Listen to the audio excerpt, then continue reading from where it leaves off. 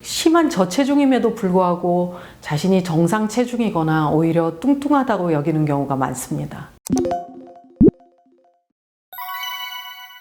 네, 신경성 식욕부진증은 거식증이라고도 하는데 마르기 위해서 강박적으로 먹는 것을 제한하는 섭식장애의 일종으로 심리적, 정신적, 사회적 장애입니다. 남성보다 여성에게 더 많이 나타나고 생명을 위협할 정도의 극단적인 체중 감소가 특징이고 환자 자신에 대한 왜곡된 신체상을 가지고 있습니다. 즉, 심한 저체중임에도 불구하고 자신이 정상 체중이거나 오히려 뚱뚱하다고 여기는 경우가 많습니다. 네, 진단은 문진을 통해서 합니다. 일반적으로 신경성 식욕부진증 환자는 나이와 키에 알맞은 정상 체중을 유지하기를 거부하거나 저체중임에도 불구하고 살이 찐다는 것에 대한 강한 두려움을 가지고 있습니다. 여성은 3개월 이상 지속된 무월경증이 동반될 경우에도 진단합니다.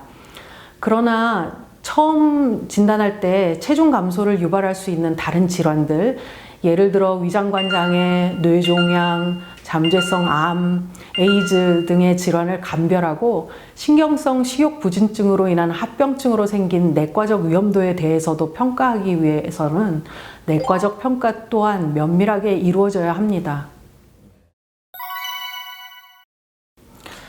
유감스럽게도 성장 과정에서 일시적으로 신경성 식욕부진증이 나타났다가 자라면서 치료를 안 받아도 저절로 사라지는 경우는 매우 드물어서 반드시 치료가 필요합니다. 특히 환자의 20% 정도는 장기적인 장애가 남습니다. 네, 외래 치료가 원칙이긴 하지만 체중 감소가 매우 심해서 정상 체중의 30% 이상 저하된 경우, 또 심각한 내과적 합병증이 있는 경우, 치료가 불가능할 정도로 심한 가족 문제가 있는 경우, 사회적 고립이 심한 경우, 그런 것들에는 입원 치료가 필요합니다. 네, 신경성 식욕부진증 치료의 궁극적 목표는 환자가 자기 자신을 받아들이고 육체적으로, 정신적으로 건강한 삶을 회복하도록 돕는 것입니다. 정신치료와 약물치료를 병행하는 것이 가장 좋으며 환자가 본인의 문제를 올바로 인식하게 되면 여러 가지 치료 기법이 다 도움이 될 수 있습니다.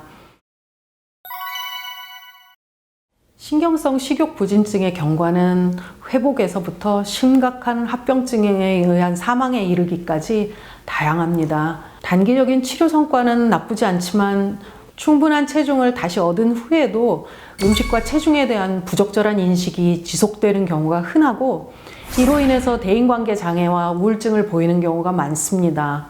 전체 환자의 20% 정도는 장기적인 장애가 지속이 되고 여러 연구 결과들에 따르면 사망률이 5 내지 18%에 이르기 때문에 예후가 좋다고 할 수는 없습니다.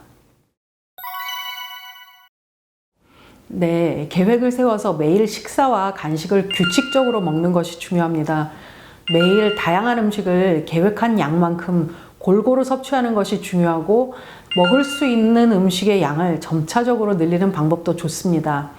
또한 다이어트 음료 섭취를 피하고 물을 충분히 섭취합니다.